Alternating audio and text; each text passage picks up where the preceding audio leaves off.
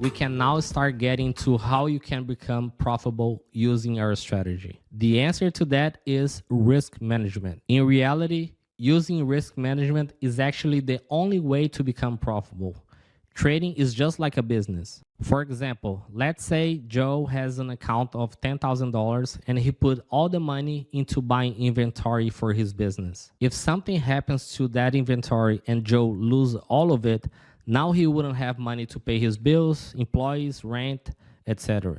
He would then most likely lose his business. So getting more loans from a bank or friends would also be a bad idea for him because the mentality is still the same. He would probably blow the loan money in another way. The same happens for beginner traders. They literally want to flip their small account into a big account by risking all in one trade. The mentality of hitting a jackpot is what differentiates losers from professional traders. By using risk management, professional traders are able to keep profitable results because they have a proven strategy that gives them an edge in the market in the long run.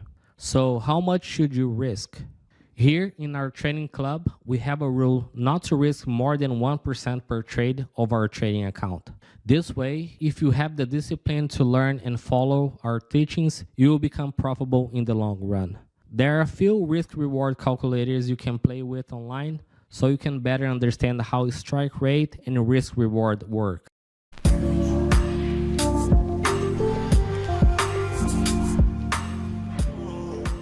Yes, it takes money to make money. You need trading capital so you can generate money. As you all know, trading can be very profitable if you are able to stay committed to your education. Learning will always come before your account size. If one person with a small account and another one with a bigger account start learning to trade together, they're basically starting at the same level. Having a large capital without knowing how to trade won't make any difference in the results.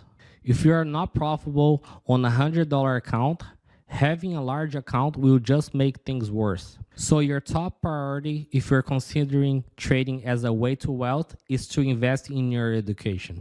Being here in our trading club is the best investment you could possibly make, which is to invest in yourself. Also, if you don't have much capital to start trading, don't worry.